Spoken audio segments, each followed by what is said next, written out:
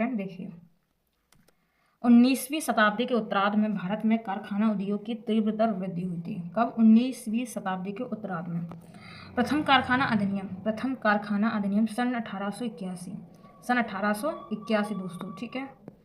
अब देखिए में अधिनियमित हुआ। उस समय से बहुत से अवसरों पर यह अधिनियम संशोधित भी किया गया है। सन 1932 में कारखाना अधिनियम में आमूल परिवर्तन किया गया था, 1932 में, और कारखाना अधिनियम 1934 में पूर्ववर्ती कारखाना विषयक विधि के स्थान पर अधिनियमित है हुआ, ठीक है। इस अधिनियम के आमूल परिवर्तन की पुनः आवश्यकता का अनुभव किया गया, जिससे कि लघु औद्योगिक संस्थानों की बढ़ती हुई संख्या को समुचित विधायी संरक्षण प्रदान किया जा सके। दोस्तों पूरी बात याद रखना। आगे देखिए, फलतः कारखाना अधिनियम 1948 अधिनियमित किया गया।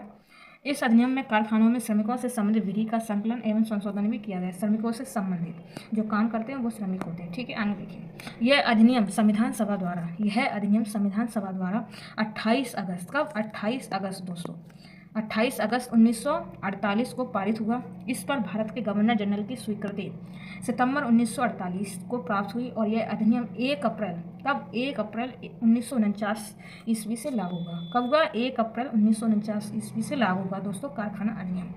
आगे देखिए, अधिनियम का क्षेत्र विस्तार।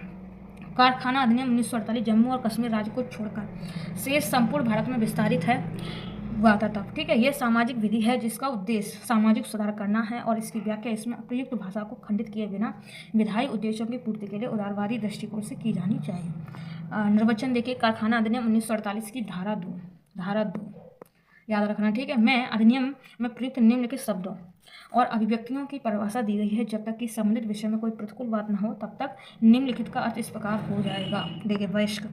अब जब वयस्क है, देखिए वयस्क देखिए वयस्क से तात्पर्य देखिए वयस्क, देखिए वयस्क से एक ऐसा व्यक्ति अभिप्रेत है जिसने 18 वर्ष की आयु पूरी कर ली है।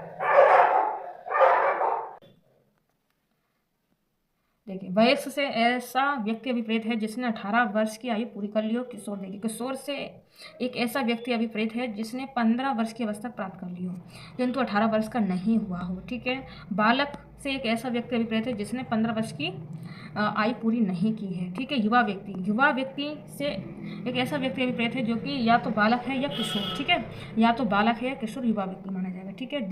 दिन से मध्यरात्रि, दिन से तात्पर्य देखिए मध्यरात्रि से आरंभ होने वाले 24 घंटों की अवधि अभिप्रेत है, ठीक है। सप्ताह से 7 दिनों की ऐसी अवधि अभिप्रेत है जो कि शनिवार की रात्रि में अर्धरात्रि से शुरू होती है, ठीक है, हो या किसी रात्रि के मध्य से आरंभ होती हो, जैसा कि विशिष्ट क्षेत्र में कारखानों के मुख्य निरीक्षक और द्वारा लिखित रूप से अनुमोदित होती है, ठीक है। शक्ति देखिए, विद्युत ऊर्जा, ठीक है। शक्ति से तात्पर्य देखिए विद्युत ऊर्जा या ऊर्जा का कोई अन्य रूप अभिप्रेत है जिसका संचार यंत्र द्वारा किया जाता है, जिसका उत्पादन मानव या पशु द्वारा नहीं किया जाता है दोस्तों, ठीक है, वो हो जाएगी। आगे देखेंगे मूल गति उत्पादक से कोई ऐसा इंजन, मोटर या अन्य उपकरण जो कि शक्ति का उत्पादन करता है अथवा अन्य प्रकार से शक्ति प्रदान करता है उसको ही मूल गति उत्पादक कहेंगे। ट्रांसमिशन मशीनरी देखिए, ट्रांसमिशन मशीनरी तो कोई सेफ्ट चक्र या ड्रम पुली सिस्टम, कपलिंग क्लच, ठीक है, ड्राइविंग बेल्ट या अन्य यंत्र या युक्ति अभिप्रेत है जिससे कि मूल गति उत्पादक की गति परिष्कृत की जाती है।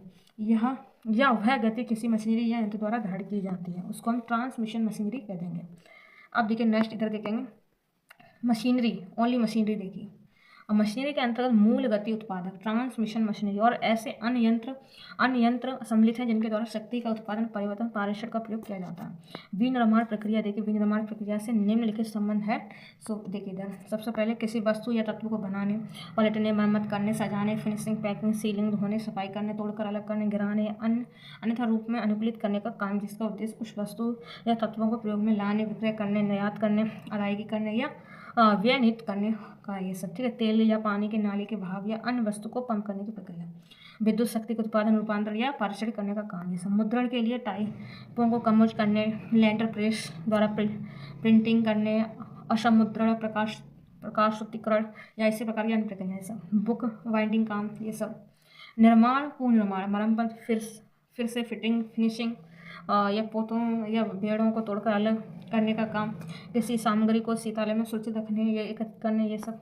आगे देखेंगे कर्मकार, मोस्ट इम्पॉर्टेंट कर्मकार है देखिए, कर्मकार से ऐसा व्यक्ति अभिप्रेत है जो किसी विनिर्माण प्रक्रिया में या मशीनरी अथवा विनिर्माण प्रक्रिया के लिए प्रयुक्त परिसर में किसी भाग की सफाई में या विनिर्माण प्रक्रिया अथवा विनिर्माण प्रक्रियाधीन विषय वस्तु के प्रासंगिक या उससे संबंधित किसी अन्य प्रकार के काम में, चाहे सीधे हो या किसी एजेंसी द्वारा ठेकेदार समेत या उसके मार्फत मुख्य नियोजक के ज्ञान बिना ज्ञान के, और चाहे मजदूरी या उसके बिना नियोजित हो, परंतु भारतीय संघ की सशस्त्र सेनाओं का कोई सदस्य इस परिभाषा में सम्मिलित नहीं हुआ। ठीक है, ये बात आप याद रखना।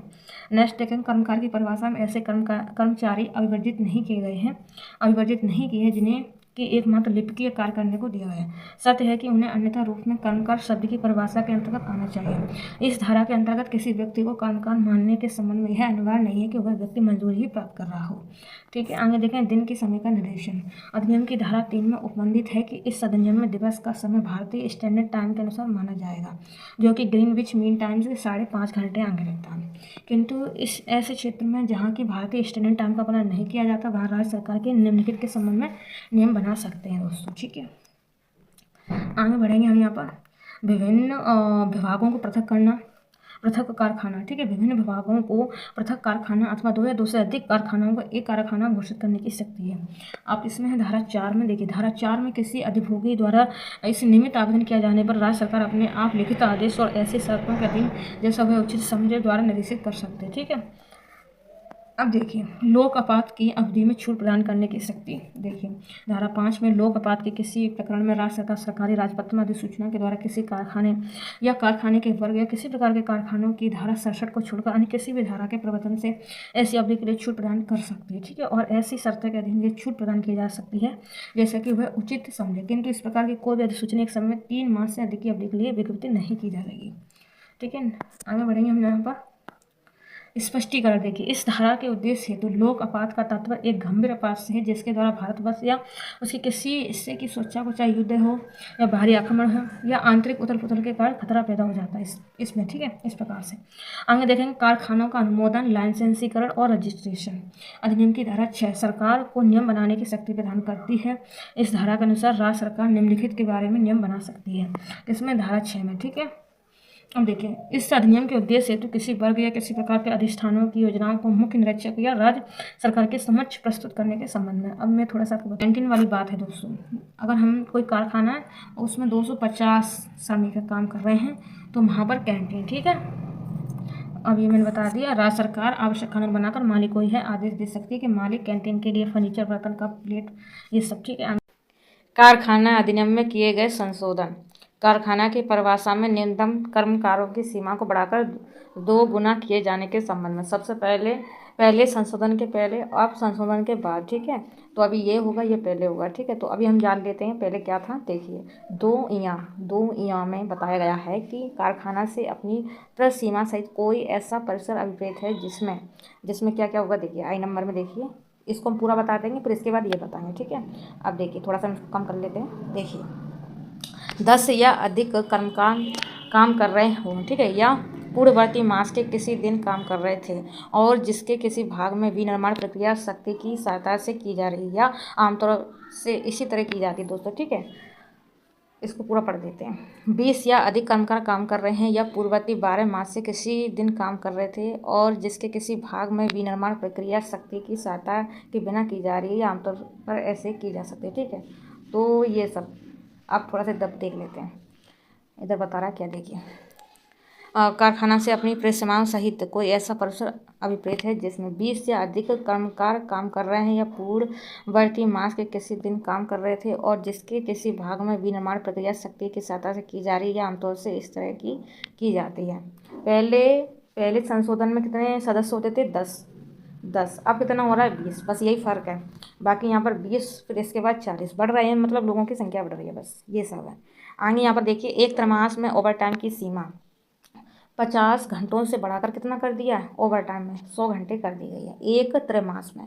ठीक है, अब देखिए, पहले और अब 64 ठीक है 64 अतिकाल के घंटों की कुल संख्या किसी एक तिमाही के लिए 50 से अधिक नहीं होगी। और 64 इसमें धारा में कहा गया है कि अतिकाल के घंटों की कुल संख्या किसी एक तिमाही के लिए 100 से अधिक नहीं होगी। इस प्रकार से कहा गया एक त्रैमासिक में ओवर टाइम की सीमा 75 घंटों से बढ़ाकर 100 घंटों के लिए किए जाने के संबंध में। ठीक है, यही सब है दोस्तों महिलाओं से रात में कार्य कराने के संबंध में। देखिए इधर पढ़ देते हैं हम पहले और अब 65(3)(4 ठीक है।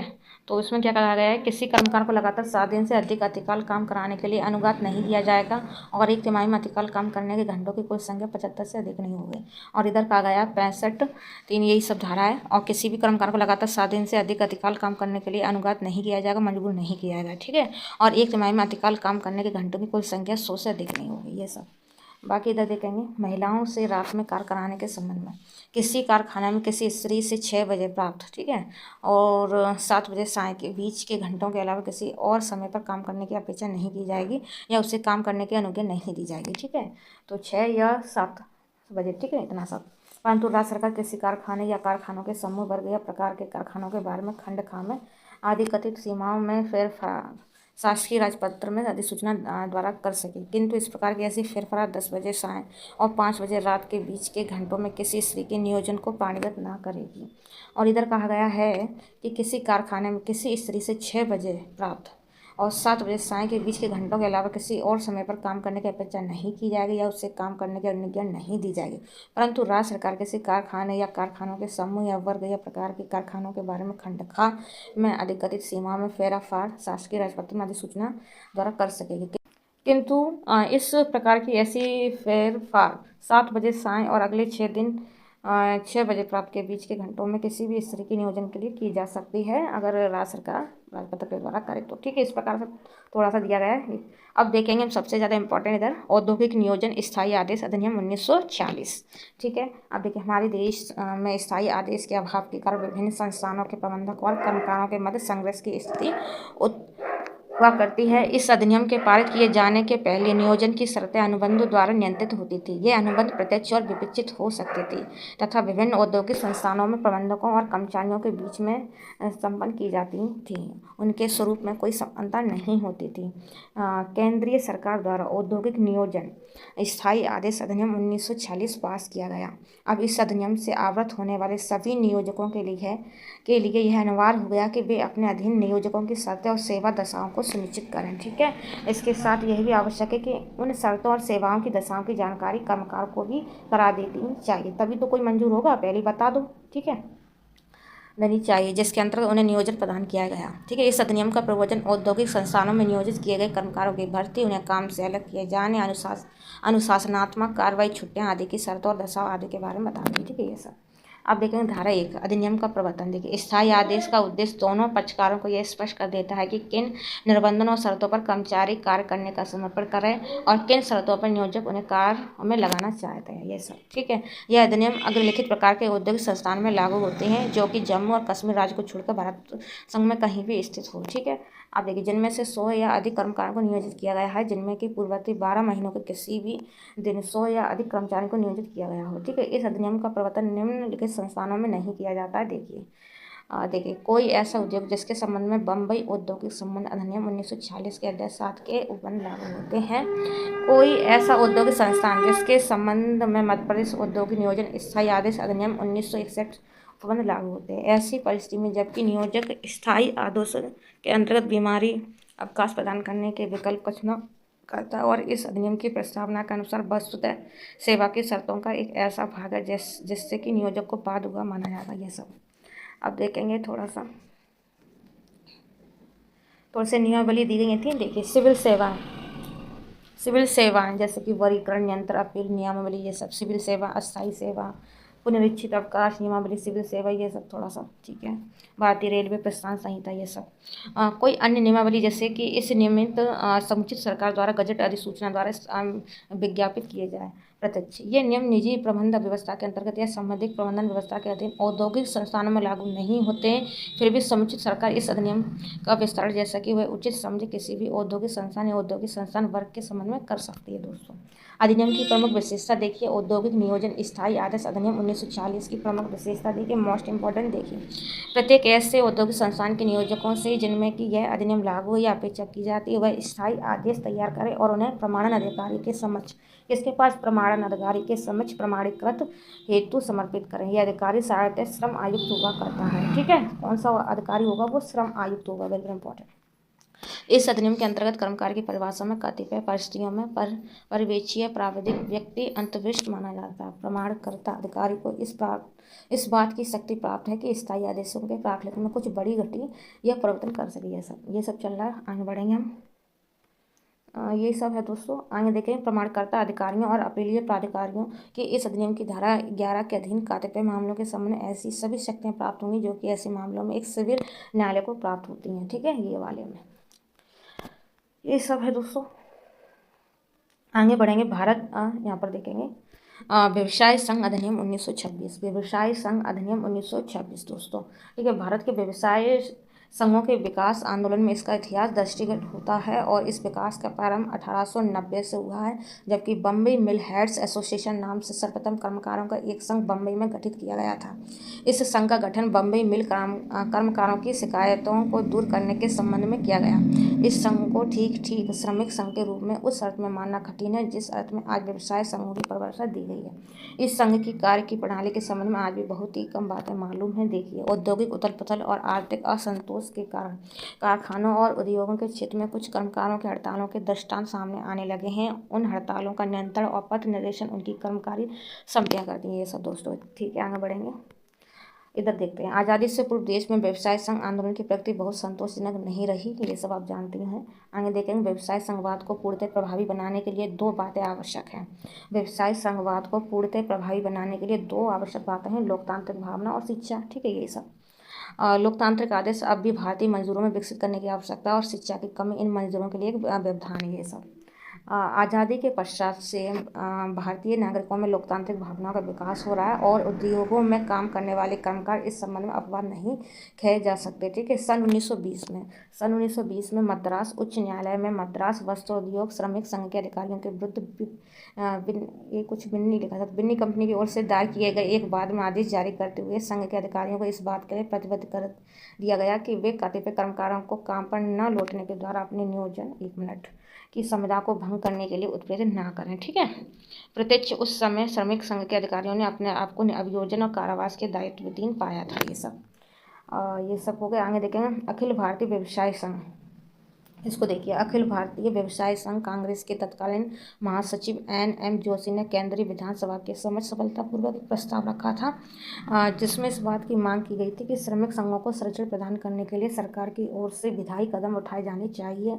यह प्रस्ताव नियोजकों को पसंद न आया। वे इस प्रकार के किसी विधायी कदम उठाने के इतने अधिक विरोध में थे कि काफ़ी समय बाद 1926 में केंद्रीय विधानसभा को भारतीय व्यवसाय संघ अधिनियम समिति पारित करने का अवसर मिल सका। इस अधिनियम का प्रवर्तन 1 जून 1987 को संभव हुआ। ठीक है, अब देखिए, ये मैंने आपको बता दिया। देखिए, व्यवसाय संघों के मामले में उपयुक्त विधि की आवश्यकता पर सन 1952 में भारतीय श्रमिक सम्मेलन में विचार हुआ। इसके बाद भारतीय व्यवसाय संघ संशोधन अधिनियम 1960 की धारा 2, 4, 3, 4, 6, 14, 16, 28 में कुछ परिवर्तन किए गए। पुनः कुछ परिवर्तन भारतीय व्यवसाय संघ संशोधन अधिनियम 1964 में भी किए गए। सन 1969 में प्रस्तावित व्यवसाय संघ अधिनियम द्वारा एक संघ गठन का उद्देश्य रखा गया। इस विधेयक में व्यवसाय संघ की परिभाषा को भी संशोधित करने का प्रस्ताव है। कर्मचारियों को संघों को ही सम्मिलित किया जाए और नियोजकों के संघ को इस परिभाषा से बाहर रखा जाए। इस प्रकार से कुछ कहा गया है। ठीक है, आप समझिए। अब देखिए, औद्योगिक विवाद अधिनियम 1947। औद्योगिक विवाद अधिनियम 1947। देखिए, आज़ादी के बाद विधि शास्त्र की एक नई शाखा का जन्म हुआ जिसे औद्योगिक विधि कहा जाता है। पूर्णतः स्वतंत्रता काल में यह विधि अविकसित अवस्था में थी, किंतु आगे चलकर देश में उद्योग के क्षेत्र में प्रगति होने के साथ ही औद्योगिक विधि का विकास हुआ। ठीक है, ये सब हो गया। आगे देखेंगे, विशेषता देखेंगे। औद्योगिक विवाद अधिनियम की कतिपय विशेषताएं देखिए। कोई औद्योगिक विवाद औद्योगिक न्यायाधिकरण को या तो विवाद से आबद्ध उभय पक्षकारों की सहमति पर या राज्य सरकार द्वारा ऐसा करना उपयुक्त समझे जाने पर विचार हेतु संदर्भित किया जा सकता है। ठीक है, तो आगे देखिए, उक्त न्यायाधिकरण द्वारा किए गए पंचायत को अधिक से अधिक 1 वर्ष या इसके भीतर की निश्चित अवधि तक के लिए उभय उभय पक्षकारों पर बंधकारी बनाया जाएगा और इसका प्रवर्तन सामान्यतः सरकार द्वारा किया जाएगा। ये सब हड़ताल और तानाबंदी करने पर प्रतिषेध लगा दिया गया है। इधर देखिए, जब तक कि सुलह और अधिनिर्णय की कार्रवाई चल रही हो, जब तक कि सुलह की कार्रवाई में किए गए समझौते लंबित हों। ये सब कुछ इंपॉर्टेंट ढूंढते हैं हम लोग यहाँ पर। देखिए, लोकहित अथवा आपात की स्थिति में, लोकहित अथवा आपात की स्थिति में, आपातकाल मतलब यहाँ पर आपातकाल, आपात, ठीक है, ये सब बोल रहे हैं। तो इस स्थिति में उपयुक्त सरकार इस अधिनियम के प्रयोजन के निमित्त 6 मास से अनधिक की अवधि के लिए कतिपय प्रयोग उद्योग को लोक उपयोगी सेवा के अंतर्गत घोषित करने के लिए प्राधिकरण कर सकती है 6 मास से अनधिक, ठीक है। ये सब दोस्तों देखिए, औद्योगिक विवाद अधिनियम 1947 संपूर्ण भारत में लागू होता है, ठीक है। यह 1 अप्रैल 1947 से प्रभावी हुआ था। और औद्योगिक विवाद अधिनियम सामाजिक विधान का एक प्रगतिशील कदम है, जैसा कि इस अधिनियम की प्रस्तावना में कहा गया है, ठीक है। इस अधिनियम के प्रमुख उद्देश्य इस प्रकार से: नियोजक और कर्मचारियों के बीच अच्छे संबंध सुनिश्चित करना है। नियोजक और कर्मचारी, नियोजक और नियोजकों या कर्मकारों के बीच औद्योगिक विवादों का शोध और उनका सुलझाव करना, ये सब, ठीक है। अवैध हड़ताल और तालाबंदी को रोकना है, काम से अलग रखने तथा छटनी के संबंध में कर्मकारों को अनुतोष प्रदान करना, ये सब, सामूहिक सौदेबाजी, ये सब, ठीक है।